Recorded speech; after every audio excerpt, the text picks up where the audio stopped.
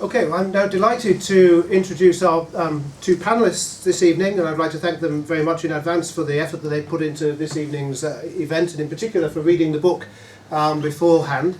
Our first panellist will be Dr. Kerry Brown. He's head of the Asia programme at Chatham House, and he's just finished a biography on Hu Juntao. Our second panellist is Charles Dumas, who's the chairman of Lombard Street Research, and he's written a number of books related to China, in particular in relation to the economic development of China, the most recent of which is The American Phoenix, How China and Europe Will Struggle in the Coming Slump. So, Kerry, would you like to lead our discussion, please? Thank you. Well, thanks very much for inviting me here. It's great to be here. And I have read the book on a couple of plane rides, and it was fantastic. I think what I want to really talk about is the kind of great controversy really over the meaning of what really happened when the reform started in 1978. I mean, this will be important this year because of the transition to a new leadership in Beijing during the 18th Party Congress. And maybe one of the kind of issues really, not just the excitement over the kind of fall of Bo Xilai, the Politburo member recently, but really the kind of idea of what political space leaders in China try and occupy. And one of the things really that they're really trying to sort of take a position on is, why did the reforms start? The official history of the Communist Party of China, published by the party archives in early 2011, says that there are three pillars of legitimacy for the Communist Party in contemporary China. The first of them, or the first two, are really historical. The winning of the Sino-Japanese War as part of the United Front from 1937 to 1945, and then the winning of the Civil War and the unification for China, obviously with unfinished business in Taiwan, from 1946 to 1949, and the establishment of the People's Republic in 1949. But the third pillar of legitimacy, which comes right at the end of this sort of dense 1,000-page, completely in Chinese history, is opening up and reform in 1978. But in fact, the more one kind of engages with this, and I've dealt with China and lived there for 7 years since 1990, and dealt with China as a diplomat, as an analyst, as a kind of academic, is, 1978 becomes more mysterious, as you look at it more. Why did it happen? And I think actually that is one of the issues at the core of this book, to try and create a rational reason for why it was that from 1949 to 1978, 2 years after the death of Mao Zedong, there was a completely different ideological structure for the party, different priorities for the party, taking class struggle, taking purification of society after 100 years of humiliation at the hands of colonial powers, and sort of changing that completely and in a very short period of time. One of the meetings which these authors talk about, indeed Ezra Vogel in his magisterial and lengthy biography recently issued of Deng Xiaoping, talks about, is the third plenum of the 11th Congress held in Beijing in a military hotel in 1978. And the kind of curious way, as these authors make clear, that it set out a space. I mean, it really set out and liberated the space, but no one quite knew what would occupy that space. I think these authors make a kind of clear sort of outline of the four things that were most important. Rational decentralization. China is still a decentralized country. It is still a continental-sized economy. It has vast differences between its 31 provinces and autonomous regions. And indeed, if you travel from Shanghai, where the per capita GDP is about $12,000 today, to a province like Gansu, where Hu Jintao spent the first period from 1968 and now is the party secretary in the Communist Party in Beijing, or Xianxi, or areas like this, they have a completely different per capita, completely different kind of economic structure. And therefore finding a sort of outline, a framework in which those different regional economies work together is very difficult. According to this book, and I think it's right, in the Maoist period you had anarchic decentralization. This was typified in the Cultural Revolution, where you had really different dynamics in the kind of economic, sort of really kind of autarky of each different province, and no one really working with each other, state-owned enterprises which were oddly vast, but also kind of very granular, trying to do everything in the areas in which they were based. And yet you had a kind of almost overwhelming dominance of the state-owned sector from 1956, in the end of the first 5-year plan. I mean, 99% of the economy was really in the hands of the central state. So kind of highly contradictory model, and in the end an unsustainable model. There was, of course, growth from 1949, about 6% each year, but it was really the issue of the sustainability of this growth and the ways in which it was delivering a kind of more complicated, modernised economy. And of course, till this day, the Communist Party says that modernity is at the heart of its project of making a new China. The second is the creation of a rational market economy. I mean, you know, the whole idea was that the kind of issue that Deng Xiaoping and leaders around him were trying to deal with was, well, how do you have a market when you have set your face against a market? How do you introduce something after 1978 and the third plenum of the 11-party Congress that you had completely abandoned before and said this was not possible? How do you have an internal market? And indeed, the ideological justifications since 1978, in revisions to the Constitution, both the party and the country have tried to introduce this highly contradictory idea of a socialist market economy with Chinese characteristics. The third thing is the introduction of a private sector. I mean, I kind of disagree slightly with this issue in the book, because it's really more a non-state sector, because I think that the role of the state is probably stronger than Professor Coase and Ning Wang kind of sort of set out. But you know, the idea that there is an authentic private sector, according to the OECD's report on China in 2005, you know, the non-state sector in China is a big engine of economic productivity, and certainly since China's entry into the WTO since 2001, over 10 years ago, I mean, the private sector and entrepreneurs who were allowed to re-enter the party in 2000 under reforms by Jiang Zemin, the previous party secretary, have really been kind of incredible, sort of carriers of economic productivity and of reform. And the final issue, which is an issue which is important to today, and which will be important for the new leaders after the Party Congress in October, is the issue of tax and tax reform. The reforms that are referred to in this book are the 1994 reforms, really trying to introduce the whole idea of tax reform and of a rational tax basis. But are we looking in China really at a country in which something like 60% of central government revenues are from state-owned enterprises, and therefore that justifies not only their economic but also their political importance. The final things I'll really say are two very welcome things about this book. I mean, there are the figures we know, and we have lots of exposure about them in the West, particularly Deng Xiaoping, the paramount leader from 1978 until his death in 1997. These people are very, very well and densely covered. But it's quite welcome in this book to have appreciation of the contribution of two figures who probably are too much forgotten. One of them is actually the replacement for Mao Zedong when he died on September the 9th, 1976, Hua Guofeng, who really kind of made a really significant contribution to why the changes happened in 1978 and to freeing up the political space for these remarkable things to happen, which have led really to China being in the economic position it is today. Hua Guofeng really was sort of gradually pushed out from the central elite leadership and the Politburos from the 1980s onwards, and indeed only died 3 or 4 years ago, and has become a kind of forgotten person in this history. But a lot of scholarship now shows that Hua Guofeng, in fact, was really important in at least not actively opposing the reforms that Deng Xiaoping and those about him tried to bring in.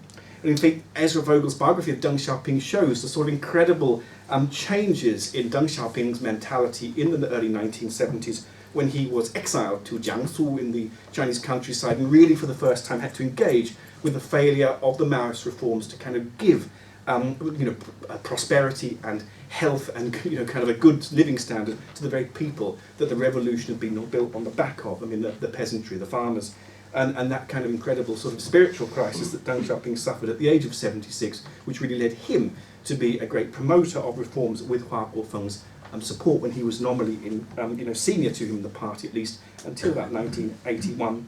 The second figure, which occurs a great deal in this book and gives it a sort of great historic credibility, is Chen Yun, who was, I think, Deng Xiaoping's Politburo member, really more conservative and more kind of economic thinker. His background had actually been briefly as a private business person in Shanghai in the 1940s and 50s, and so it gave him a kind of great understanding of the operations of a kind of small artisan economy, a kind of private sector economy in China before the real kind of heavy, dense, kind of state control of economic kind of matters after 1956. Very finally, I work for a think tank. Obviously, we are part of the entertainment sector, and therefore, as you well know, and therefore, I think we have to talk about the future. What this book really kind of underlines to me is one really critical issue, and that is, 1978 was the beginning of something. We are watching that very dynamic process really kind of unfold. We are watching the kind of natural evolution of that, and the principles of that about embracing a market, embracing a private sector, but also embracing globalization. I mean, these are all very powerfully sped out with lots of very good evidence and very solid scholarship. But there's this issue of, where are you going to? And I think the argument in this book, which I probably don't agree with so much, is that you are having an authentic indigenous idea of Chinese capitalism, capitalism with Chinese characteristics. I think the consensus about the current leadership, there's two things that they have to deal with. Xi Jinping, who is likely to replace Hu Jintao at the end of the Party Congress in October, he has to do two things. The first is he has to take a position on what happened in 1978. In fact, he's already taken a position on what happened in 1978.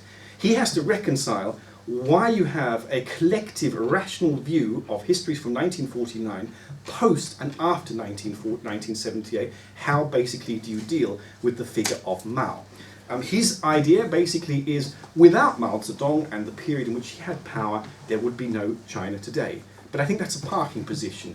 We have to really consider the Chinese leadership very seriously looking at the kind of, the coherence of this narrative of their history since 1949, when in many ways we're dealing with a wholly different economic and political model pre and after 1978. It's a political issue. And that brings me to the final issue. In many domestic issues, in European issues, and certainly in the American election, we always say it's the economy, stupid. But in China, in fact, it's the politics, stupid. The economy will always be, I think, certainly in the foreseeable future, the source of great growth.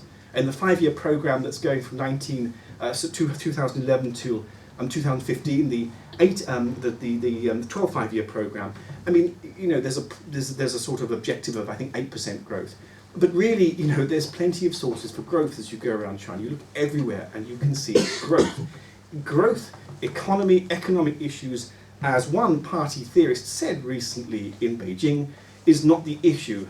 The real problems lie in social and political issues. It's not about the economy, it's about the politics. And the issue is that in 1978, the kind of easy stuff was done. That has been very successful. From this year, from the Congress in 2012, we're looking at an era of profound socio-political change, and that's a different matter entirely. Thank you.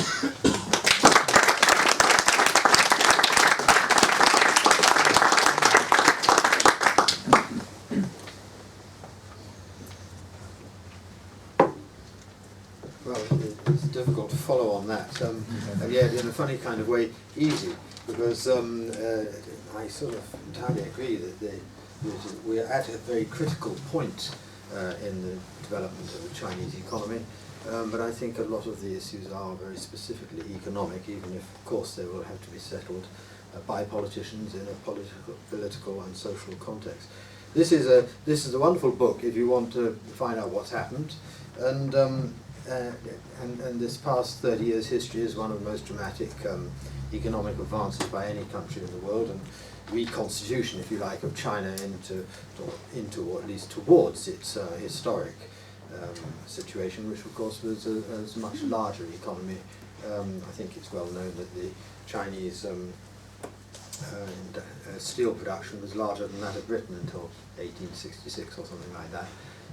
And so all this stuff about China emerging is it relates only to recent circumstances.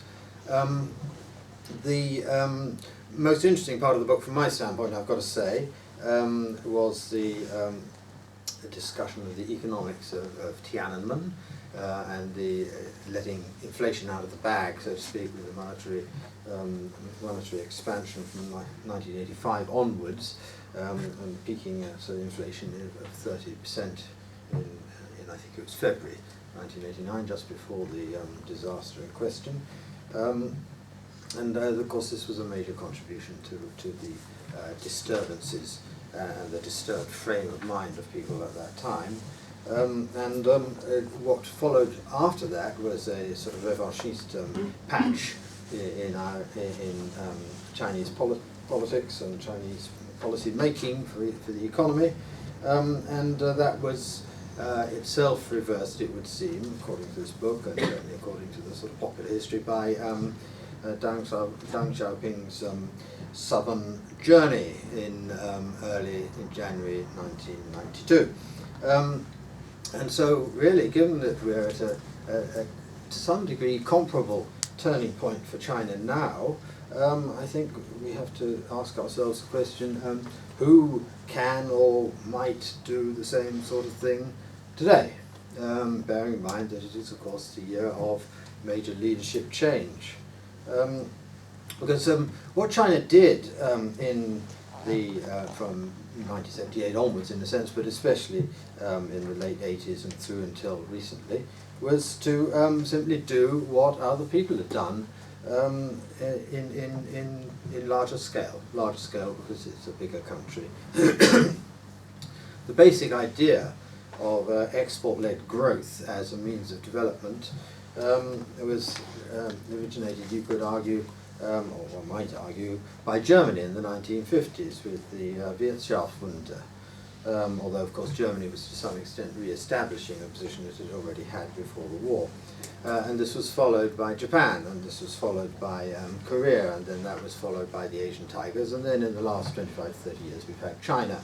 And basically what they've done is said, if we want to have world-scale businesses, particularly this is applicable to smaller countries, oddly enough, then we need to have we need to have an export-led strategy rather than an import substitution strategy, which used to be the favourite of the development economics business, if you can call it that, until it got discredited by experience.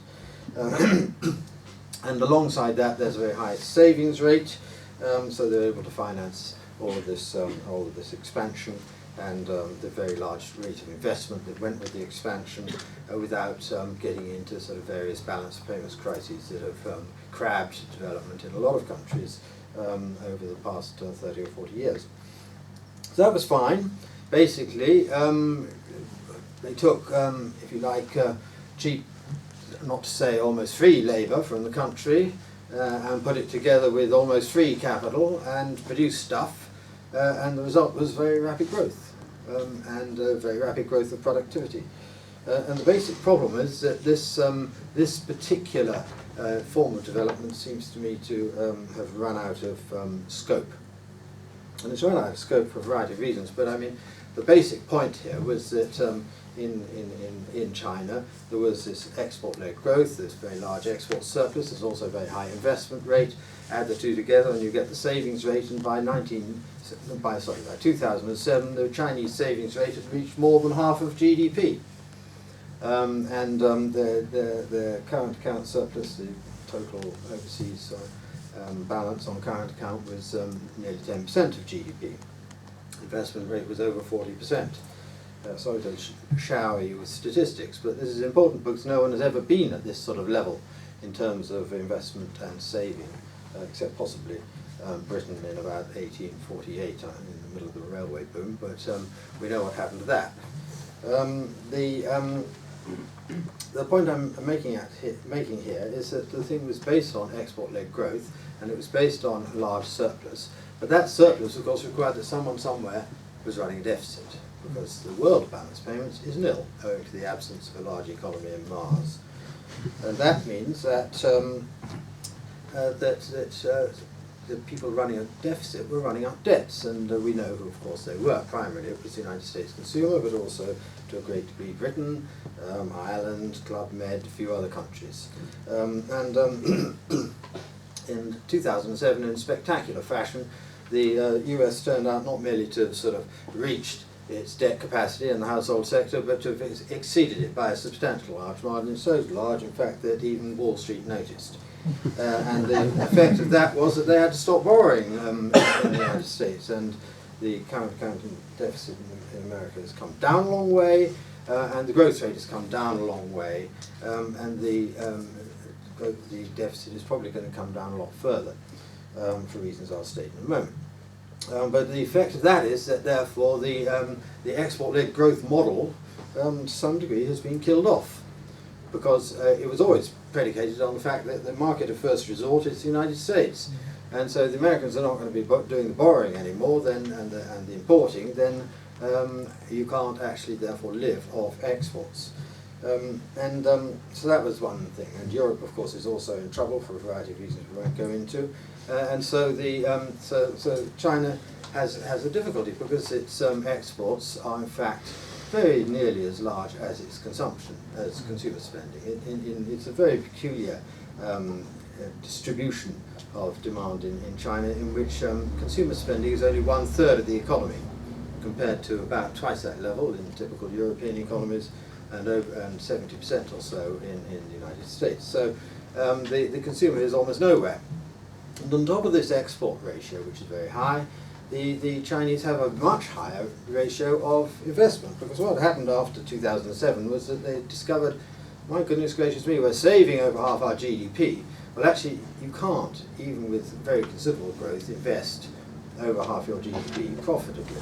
And so what they'd done before was essentially producing these cheap goods, giving cheap money to the United States to buy the excess, and essentially they've wasted their money by building up these surpluses, which are now in the reserves and which are now running at a loss.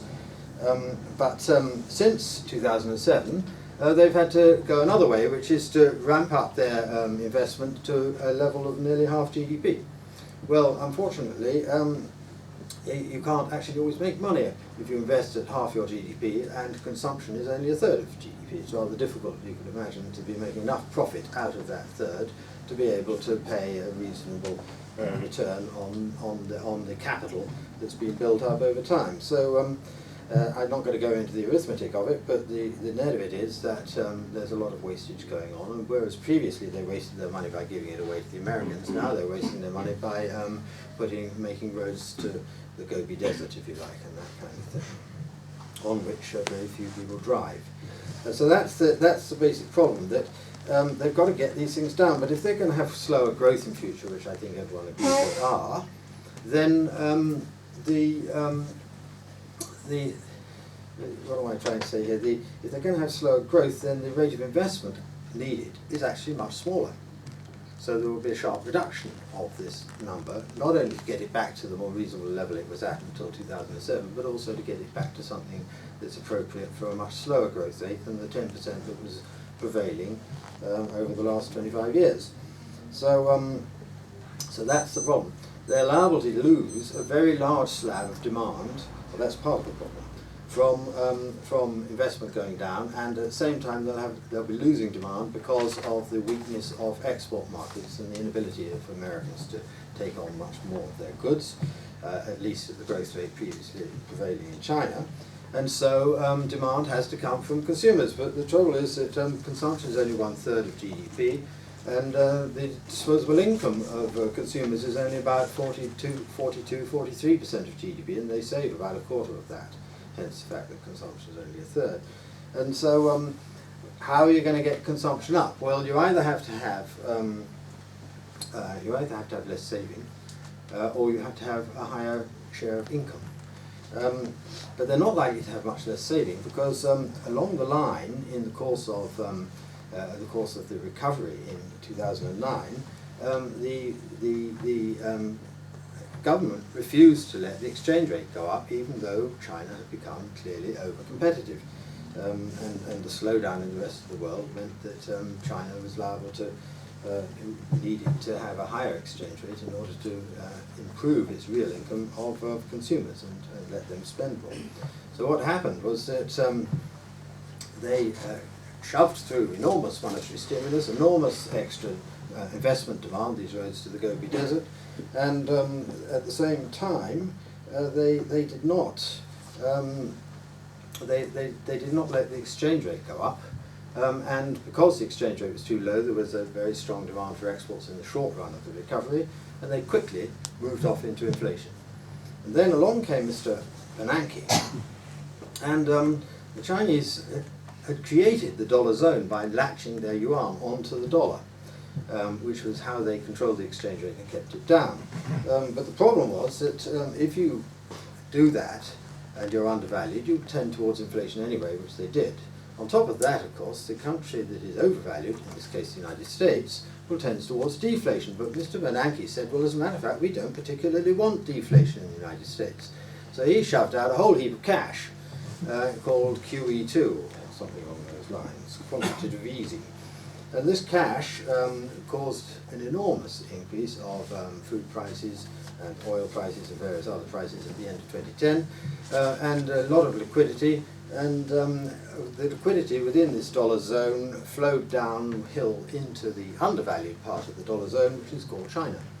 And so the inflation occurred in China much more than in the United States, resulting from all this money creation.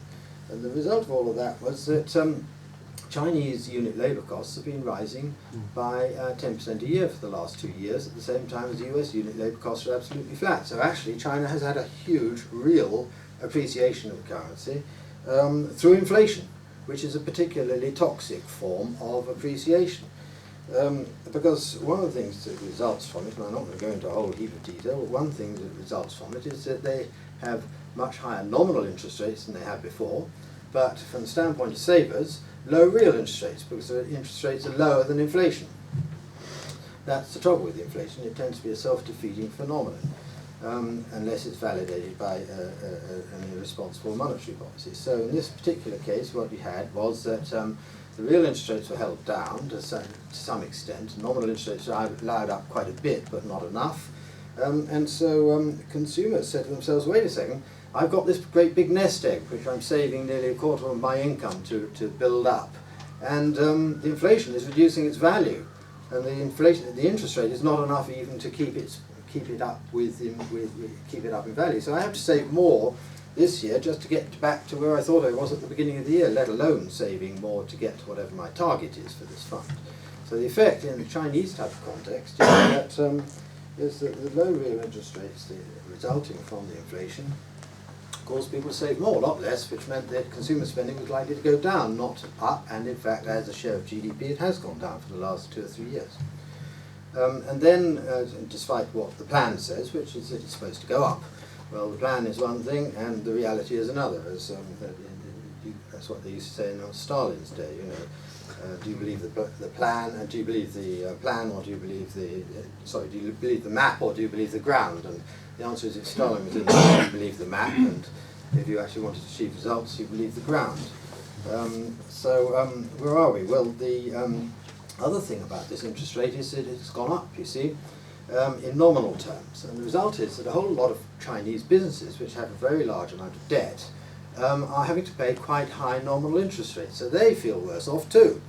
And what that means is that 43% of GDP, which is of national income, which is personal disposable income, that's the easiest. Raising that would be the easiest way of getting consumption up. But of course, raising that means that the 57 to 58% that remains, which is basically controlled by the command economy or the corporate state in this capitalist economy, that 57, 58% has to be reduced. But of course, if they're having to pay interest rates which they really can't afford, then they're not too happy to reduce it.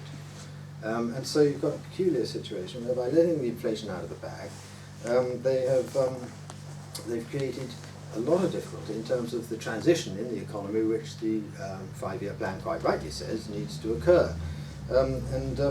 There are several other things which coincide with all of this, just to keep up the sort of pace of the gloom here, in my peroration, which is that fundamentally this wage inflation that has suddenly appeared on the scene over the last few years is a clear indication that the ready availability of people from the countryside to just come in and work in the cities and be in all of these plants and make all this stuff is no longer so ready, because if there were tons and tons of people backing up there waiting to come in, then of course the rate of inflation wouldn't be occurring.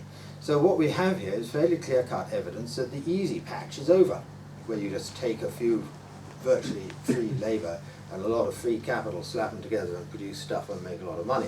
Nowadays, if they're going to improve their productivity, they've got to improve the productivity and the output of existing plants. And that's a considerably more difficult phenomenon to accomplish. And what it requires, amongst other things, is that the failures be allowed to fail. And so the essence, the test, really, I think we could say, of whether or not the new Chinese administration, or indeed the outgoing old administration, is really going to tackle this problem and prevent China slipping back into a much slower growth rate in future, with possibly a rather dangerous amount of inflation. And in other words, the risk of a Tiananmen-type situation. The test will be whether or not they're prepared to step up there and let the failures fail. And of course the failures are the people within that command economy or corporate state who are currently financing all the nice things which several of the members of the leadership enjoy. So it's actually quite a difficult test for them to pass, and it's made more difficult by the fact that, as we know from the experience where Mrs. Thatcher did more or less exactly the same thing after 1979, the first effects of passing this test, namely letting the failures fail, is to make things feel worse, not better. And so I think we're heading into a very tough time indeed for the Chinese leadership, given that the United States has to some extent managed to wall off this excess of savings and this excess of competitiveness by aggravating an already serious inflation problem.